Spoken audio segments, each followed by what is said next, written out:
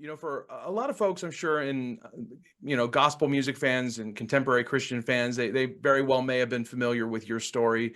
You released a documentary a few years back. But I think we were all kind of shocked and thrilled to see you pop up on the Soft White Underbelly. Before we kind of get into that interview, how did that come about? Well, our friend Troy knew the Mark Laita is probably one of the greatest photographers in our country, and talked to him about maybe shooting a cover for him, and it was out of his friendship that he said that he might do it, but our friend told him a little bit about my story, and he said, "Well, let me interview him also." And so the interview was I don't know. I told it like I do in an AA meeting. That's the way I told the story, not to the church and not to Mark is one of the spirit. He's very spiritual, but I don't think he's a Christian. And he was in front of me with that camera. I mean, away from me, like 10, 12 feet away from me. But I was just telling my story to somebody that I felt like needed to hear the gospel. And I wasn't telling the story to anybody else but to him. And I didn't want to put Christianese in it. It was just real and raw, like I do in front of when I speak to AA groups and things like that, where there's no Christianese. And it's not one and done. It's a struggle, and it's a long struggle, and miracles take a long, long time. But I found myself just the world going away. And I'm talking to one guy down there about the miracle that happened to me and what Jesus did in my life. But I didn't do it for Christian folks. I was shocked that many actually watched that channel because it's just pain and hurt. And when I finished, Mark said, "That's the reason I do this." He said, "Your story shows them a way out. Almost all of my stuff, it just shows the hurt and the pain of at the underbelly of our society." But I tell you, I just felt God in that room. God in that room. And, AA folks, starting back in 1987, I learned a lot of choice words. There's a lot of language at an AA meeting that you wouldn't find in First Baptist Church. But, I just talking to him and feeling the witness rolling out of me of telling a guy that I didn't know if he was a Christian or not. I didn't think so. But I wanted to tell him about the miracle that took place inside of me. And it's not a pretty story. It's not. It's pain and it's hurt and abused by the church and Christianity, and how I found my way back, and how, the alcoholic years and what they did to me. But, people say it's raw and real. And that's the way I would describe it, because there was no filter. I had no Christian filter, had to run all my words all through this filter, to make sure it would be accessible to the Christian marketplace. Yeah, I'm it repeating wasn't gonna air on 700 Club next week, was it? Yeah, but it has it's been viewed over 400,000 times now, and so many of the wonderful comments. People, it's affecting their lives, Christian and non-Christian. Even Christians are thanking me for my honesty. Yeah. And but I don't know. It was just a God thing that happened. And the photo that he took is just it's just stellar. I think I even look good. And I hate photos of myself. I've never looked at I let people take, they pick the covers. I can't stand to look at my face. But that photo, it just told a story. And it was the way Mark had the ability to, with light and everything else, just to capture the pureness from the story that you're telling. But anyway, You know, Is it going to be the album cover? Is it going to be the album cover? Is that what it yes, is? Yeah. oh Yeah. wow, yes. Awesome. that's great. Yeah. I'm just curious what you make of this, because I only heard positive things from this.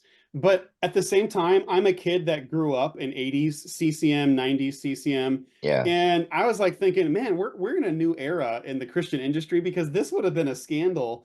But and Joe and I were talking about, like, like Christians can handle some things, but we can't handle the swearing, right?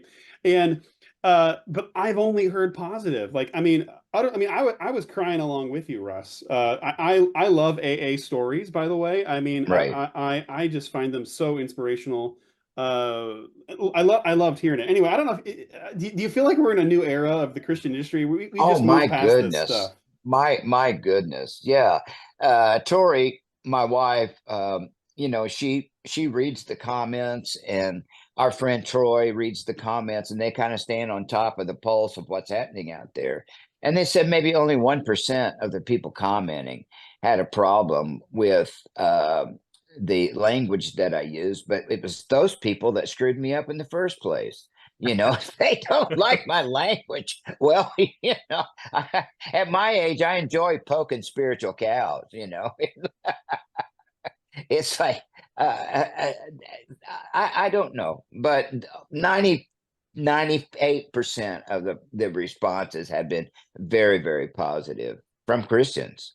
Yes. But it's a different era than it was. You remember what it was like back then. I lost my career. I remember very well. Yeah. For me, I'm one of those, guys who's just, faith has never particularly come easy to me. And it's always been a fight and a struggle. And then, like evangelical culture can be really depressing, as you know. And when I see things like that video, like, it reminds me why we keep fighting, and what Christ can actually really do in one life. And it was so moving to me. And there were things that you said that really stuck out to me. You talk a lot about guilt and shame. And Yeah. I have wrestled with guilt and shame since I was 6 years old, and still do to this day. And sometimes it's better, sometimes it's worse, but it's been a constant in my life. And when you were talking about even like the earliest memories, my childhood certainly very different than the childhood you described. But I started thinking about how some of my earliest memories are really negative memories, and how they've just sort of imprinted on me. Like the very first thing I can remember in life is at 3 years old, just cutting my hand by accident with a razor blade. And that's the first thing I can remember. And then I started going, things from 4 and 5 and 6. And I was a sensitive kid. I'm a sensitive person. And so I've had those moments over the years where, when you talked about not being able to look yourself in the eyes in the mirror, and that self-loathing, just looking at yourself, that is just, that's been, I mean, I've had that exact moment you're talking about, and it's been such a struggle for me. And so what I wanted to ask you, all that to say, you said at the end of the video that this by no means is it all gone, that it's still there. But it's different than it was, when you were, really struggling, and when you were really Right. struggling with alcohol and Right. smoking and all of those things, but it's still there. And so what I wanted to ask you is, when those voices do return, and you hear those voices that say, you're not good enough, how do you respond to that now, like in comparison to how you used to? How do you deal with those things as they creep up on you, in your life today? Well, I have got this whole big toolbox with a lot of tools in there now, to fight this stuff, because I mean, shame, I can go into shame in a heartbeat. I get triggered or something happens. You're a grown man, but you hear your mother say your name and you're 14 years old again, and you feel guilty about something. But no, shame has followed me, and it still follows me at times. And it can be triggered by you just get blindsided by it. But now what happens? I have this whole speech in my head that I immediately go to, when that's triggered inside of me, that shame and self-loathing and all that. There's scriptures that I just say to myself, because what I've learned to do is to view myself through his eyes, not even my eyes or the people, the church, but view myself through his eyes and how he sees me. And that changes everything. When you start seeing yourself the way God sees you, that he holds nothing against you, you repent, he forgets everything you've done. And you get to start clean every day, and when I mess up, it's just like, Jesus, forgive me. Just forgive me for going to that spot. I've worked for years for you to pull me out of that hole, and I'm not going to stay there if I get triggered by something. But I don't know. For me, when I really begin to fill those bad memories with good memories of forgiveness, and I'm the righteousness of God. I mean, he gave his son just for me. He gave his son. And I think, I don't know if I told it in that thing or not, but I have a dear friend that we've walked through a lot of shame and stuff together. And he told me one time years ago, as I was starting to fight this stuff, starting to get a handle on this, he said, Russ, if God had a wallet and Peter walked up to him and God would reach for that wallet and he'd say, Peter, let me show you my boy. And his wallet would fall open and your picture's right there. It's like my picture's in God's wallet. First thing you open up his wallet and there I am. That's how much he loves me and cares about me and forgives me. And I will never get it right all the time. I mean, I'm better. It's like in AA, we said, I'm not where I want to be, but thank God I'm not where I was. And I'll still be fighting this stuff when I cross over. But every year I get better. Every year I get better, and I still do stupid things, and I still get triggered and blow up, but I've learned how to recover quickly. And man, you just have to have something when that hits to pull it away and put something else in its place, because there is years and years and years and years and years of conditioning of that stuff, and it just takes a long time for it to begin to change inside of you. But anyway, I've got some tools now that I didn't have way back then.